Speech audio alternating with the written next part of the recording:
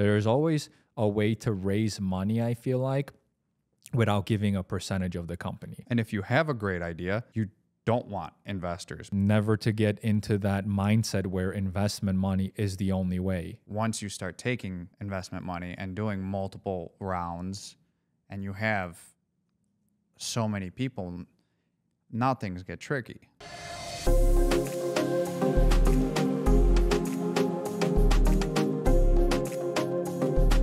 All right, so in this episode, we're going to talk about a topic that I think personally is very important, which is investors. Should you take investor money? What are the pros and cons of taking investment from other people when you're starting a business or expanding a business, things like that. And this one, since we never taken investor money, I've never taken investor money since day one. I think 99% of businesses don't take money. I think this is going to be a good topic. So where do you want to start with this one? I feel like too many people, when you get into business or even start thinking about a business, immediately is like, how am I going to raise money? I feel like that's how to start, sure, that's beyond that, but it's like, I don't have money. Who's going to give me money to start? Right. And that's why we kind of talked about like finding something that's really low barrier entry, like cleaning. You can go and start your own cleaning service and be the person doing the cleanings, right? Right. And then save money and then start hiring out and then, going into the contractor model where you save or you keep 50% or whatever the split is. And then basically your path, right? You started King of Maids and then you, because of that and growing it and getting it to a spot where it can be not self-run, but you're out of the picture of it day to day, you can use the cash flow. Yeah, you use the cash flow to put into other things. And a lot of people think, well, I need a crazy idea. I got to go on Shark Tank. Or I have a simpler idea, but it's just fixing what's already out there, right? Doing it better. I got to get an investor. No. And if you have a great idea, you don't want investors because they're going to immediately say, well, all right, I'll give you big numbers, but I want majority of the company. Right. And then all your control is out the window. And that's why I wanted to do this episode, because like everything we do is kind of like the media trying to lie to you and all those things. And I think one of the things that is happening in the world today is everybody's trying to push investment money on everybody else that's starting businesses, right? They want you to basically believe that in order to succeed with the business, this is the only way, right? And I mean, like everybody else, the gurus and everybody else out there, why do they do that? Because their bottom line, right? They make the most money out of it doing that. And I personally think that 99% of people shouldn't take investment money. I think you should figure out how to build a cash flowing business without taking investment money. Now, obviously that's 99%. There's going to be the 1% that I think that it could be beneficial if you take investment money, because if you take, for example, something like booking Koala, right?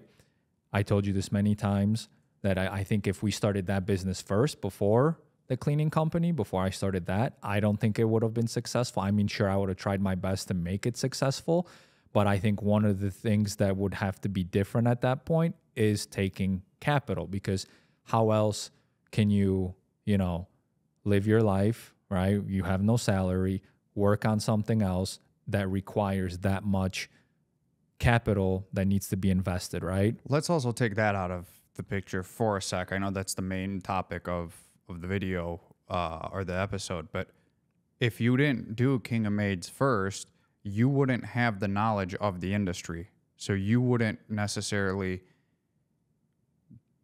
know exactly what is truly needed within the software. I mean, booking Koala is the Hulk on steroids of what the King of Maids booking software was. It started for King of Maids, right? And that's because you were in the industry and you couldn't find anything as automated as what you wanted. Right. So that's why it was built.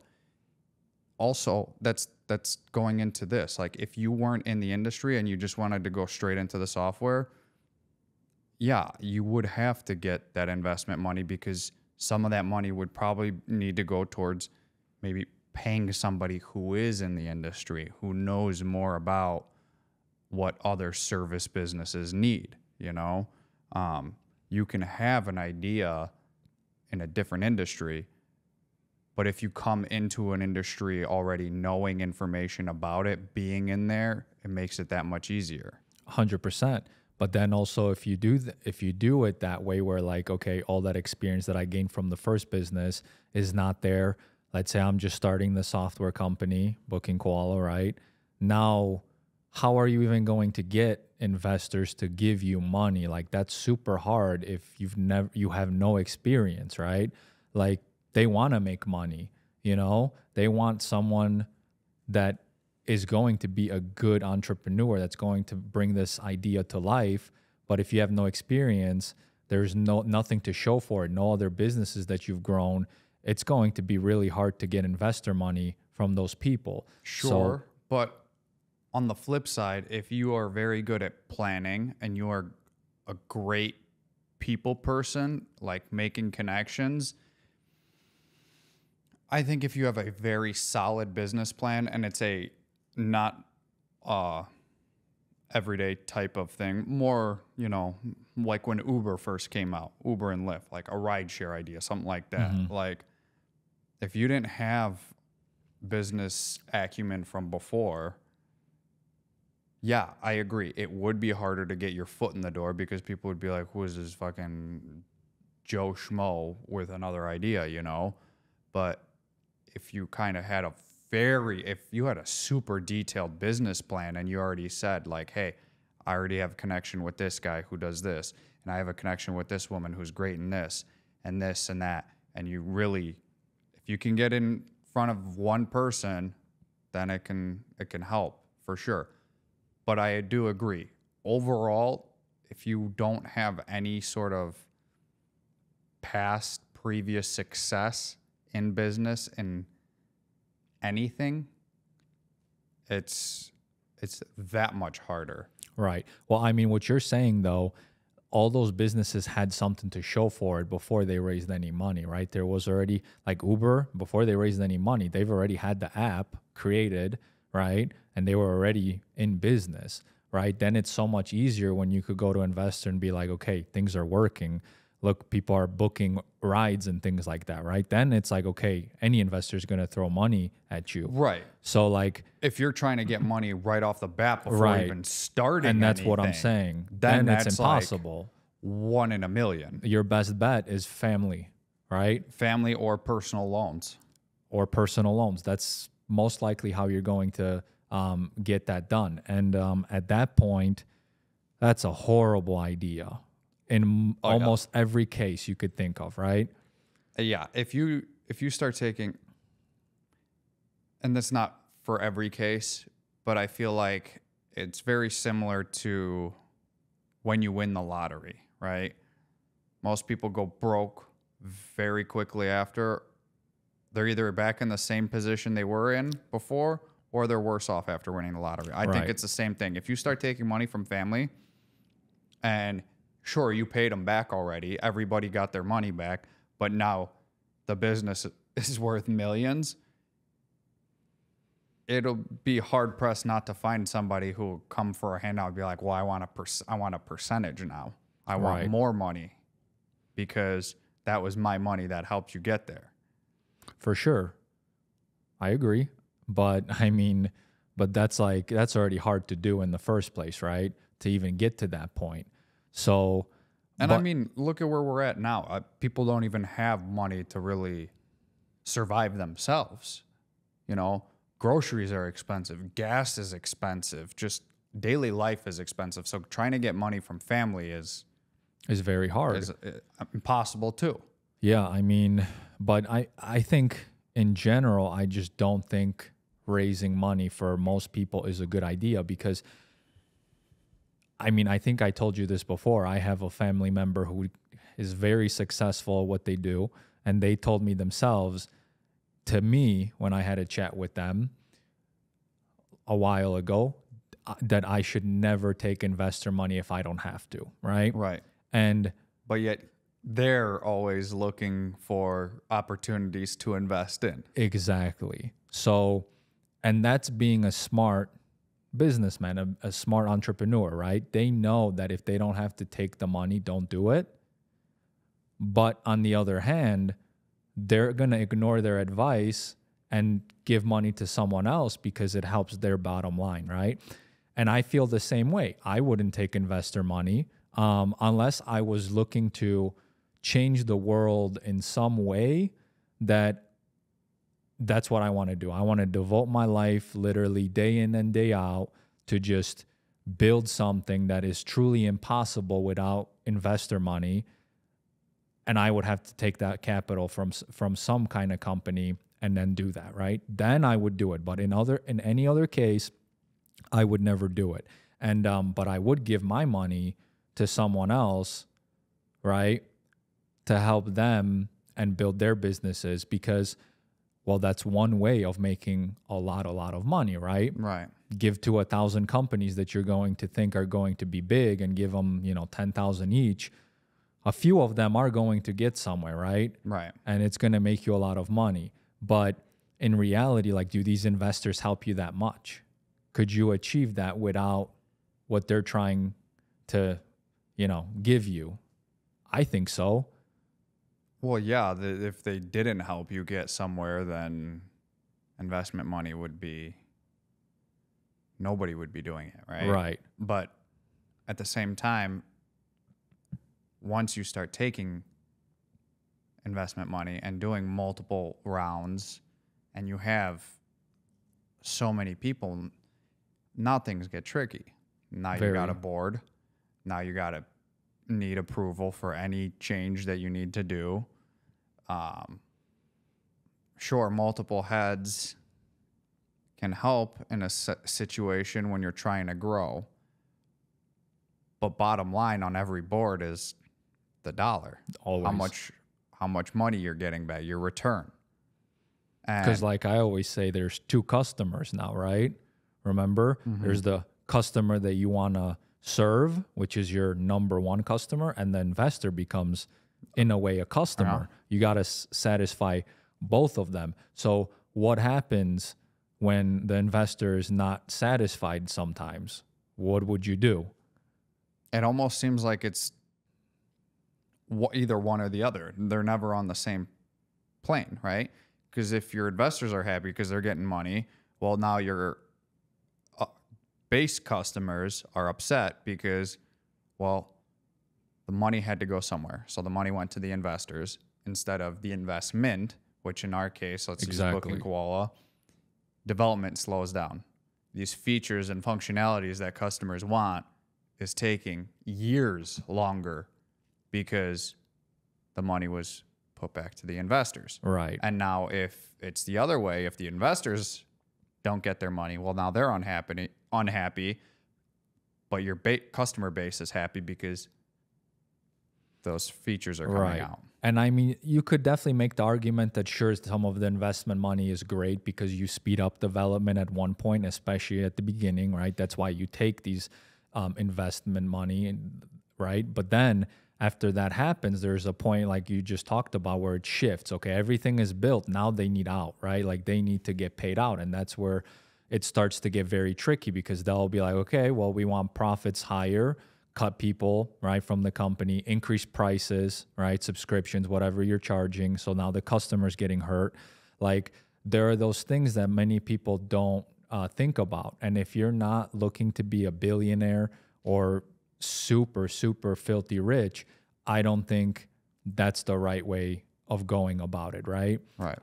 So those are just a couple of things that people definitely should think about, and never to get into that mindset where investment money is the only way, and that should be the way, right? How people are trying to kind of paint the picture that is the only way. and you know, because we talked about this, businesses fail. All the time. Businesses Every that day. take investment money Fail. also fail. Yeah. So what's the difference, right? What really is the difference if you could do it yourself and succeed, or take investment money and succeed, right? I don't think there is much of a difference there. Obviously there's a huge difference, but in success wise, I think you're going to be successful both ways. That's what I mean by there's not much of a difference. Where the difference is how you're going to run the company, right? It also depends per person, per idea, and per industry. Right. Because if you're a go-getter person who, you know, single, no kids, young, you'll put in that 18 hours a day and like, you know, when we started, grind it out and sacrifice early on. And I don't want to go too into that again because we've touched base on that before, but it's, again, it depends, because you can take the investor money and put it in your idea. And if it's in an industry that's nothing out, like it, right? You more likely want that investor money so you can get the product out fast and already have that head start before people start copying. Because if you go into it with yourself and your partners or whatever, and no investment money, and you can get it off the ground, and then now people start seeing eyes on it, well, you better hope you have enough money to keep going fast enough and outpace anybody who would try and copy you. Right. But there's always going to be somebody with more money who has the potential to take you down. Right. So money is not everything. It's not everything. No, it's not. And there's always ways to do things even though you don't have money, you know? There's always some way, like as an entrepreneur, you have to figure things out, right? Like that's your job. Like, how do I get this to happen? And you have to be creative about it. So like, sure, we're talking about booking Koala. You need millions of dollars if you're going to build something like that in the United States. But there's also ways that I see people doing it in different ways, where you just get certain product in through the door by doing a pre-launch, getting an initial, like let's say, okay, do you need this problem solved? Are you willing to give me $1,000? 1,000 people give me $1,000 so I could release this in a year and then we all benefit from it, right? That's one way you could raise it, right? And you'll go to a bunch of people, 1,000 of them maybe will say yes, you'll take $1,000, here's your $1 million, right? So there's always a way to raise money, I feel like, without giving a percentage of the company. And that's what Kickstarter is, right? Yeah, Kickstarter, Indiegogo, all right? The crowdfunding.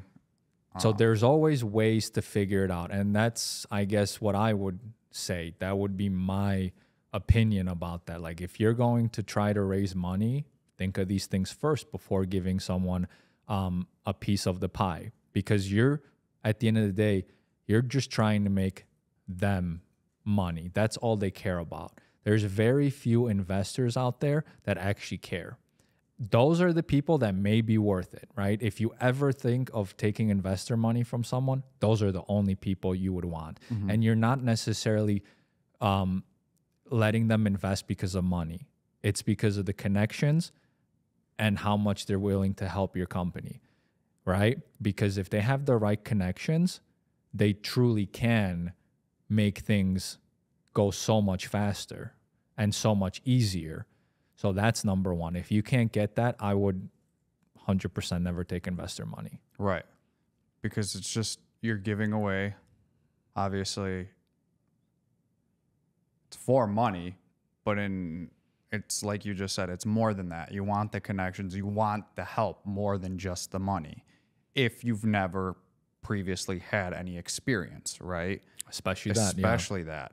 How many times do people go on Shark Tank and they're like, well, it's not so much as the money because we are successful. We have money. We have revenue. We want that strategic partnership. We want a shark to strategically partner with, because we know how to get to, like, let's say 10 million in revenue a year. We want to go beyond that. We want to take this from, you know, nationally to internationally, globally. I want to take the this. Game. That's where it's at. And if you can't get an investor like that, they're the wrong fit for you. They're the wrong fit for everybody, I would say, you know, because if you really want that money, you should get the money, but you also should get that at the same time, because there's no difference, you know, getting an investor to give you $1 million and do nothing versus getting $1 million from someone else and they help you with the connections. Right? There's no difference. You just chose the wrong person. Right. Right. So like if you're gonna get just the money, no freaking way. Like that is not the person that you would ever want part of your company. And the funny thing is, we get emails several times a week from investment firms who, for God's sakes, Google the company and look a little bit, because the story, we've told it multiple times. We want to take this software, we want to take Booking Koala to $1 billion valuation with no investor money.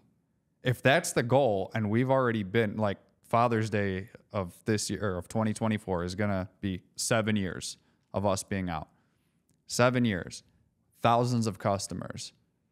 We've done it with no investor money. Mm-hmm. Why are you trying to keep pitching? Like, are you that dense that you don't understand that we're going to, like, there are times where I don't want to delete the email and I want to respond, but at that point, I'm just like, it's a waste of time. For sure. Well, I mean, it's because they do what a semi-smart investor would do, right? They find a product that's semi-successful or successful already, and before it really, really, really takes off, they want to, you know, put some money in so they could, you know, get the reward. And this is, to them, whoever, we obviously know we would never take the money. Hypothetically, if we were, whoever did get in right now, one, they would get a tiny percentage unless they gave a lot of money, right? And for them, it would be a gold mine because we have 7 years to show that we have grown this company. Crazy growth. Mm-hmm. It's only gone up. And that's what they look for, exactly. And that's exactly what they want. They're like, wow, these guys are established. They know what they're doing. They have years of plans going forward. We just give them to cut the check and sit back and wait. You're just telling them to bust our emails and everybody else that works here. Yeah, no, I know it would be a perfect opportunity, but see, like, we don't want to give that up and have someone, you know, come in, tell us what to do because, you know, they want to cash out. And our biggest thing too, when we started, was obviously that part that we wanted, that milestone, right? But the bigger picture was the customers. Mm-hmm. This is a family, like, actual family business. Like, we want everybody, every customer we have, whether they're an affiliate, whether they're running their own business, whether they're somebody on Fiverr who is trying to make money as an independent contractor with helping set up. If you are part of this, we want this to be as great of an experience for you as it can be. All right. And going back to that investment money with having a board, when we got to get a board together and get basic ideas passed, like now, if we had something come up and we want to implement a feature and it's quick, we could have it done within the week. Right. But if you have investment money with a board, it gets complicated. It gets complicated because now you got to hold a board meeting, or you got to schedule it. It can't be immediate. You got to schedule it, then get all of them together. Then everybody's got to vote, and you hope it passes. And then if it passes, well, okay, now where are we going to stick it? Now, not just because we approve that the idea is going to be added, but where in the timeline are we going to put it? Right. I mean, sometimes it could be a perk, more heads and everything, so you don't make the wrong decision. But I know, I get the point, because I think the same way, right? I rather do the fast way, the speed, than have to go through those processes, you know, just to be delayed, whatever the amount of days, weeks, could be months, right? But yeah, I mean, so in my opinion, I definitely would never, unless you absolutely have to. Yeah, I don't know how many scenarios I would even have to say that I would personally go in and take investment money. Yeah. And if I already have experience and skill in running a business, I would rather take a loan before I would go to investor. If I don't have experience, that's different story because that's risky. But if you have experience, you have good plans, things have already been working, I would much rather take the loan out than. And that you have some validation in the idea already, whether it's a pre-launch email or something, right? You have to have something. Yeah, you have to have, I mean, you already have to have some kind of money. I mean, there are successful people out there that took money before they ever took revenue or made revenue, right? But that, you know, you have to know what you're getting yourself into. If you take that loan, you can't pay it back. Are you going to be able to survive, right? Like those things you have to think about. But that's just goes to the person, right? Right. How much risk can you tolerate? Things like that. But yeah, I mean, I would just be very, very careful when you're looking for investor money and not fall for the trap that everybody tries to make you think today that that's the only route of having a successful business. Absolutely. And another thing, real quick, is these VCs and investors, well, if they're at a point where they can give you that much money, they've got lawyers. So those contracts that they got written up, those are ironclad on their side. So if you don't have a big business acumen and you don't have experience, let alone dealing with contracts like that, they want it in their favor. It's always going to be in their favor. And if they're smaller and they don't have those things and they're investing in a bunch of businesses, that's not the investor that you want on your side. I wouldn't, because that guy will definitely, if one business is taken off, that's the one they're going to give the most attention to, which every single one of the investments get neglected, right? So it's like there's so much to think about where it sounds so great and all because you're going to get money or someone has the connection to go all the way, but there's so many little things that nobody really thinks about, you know? For sure.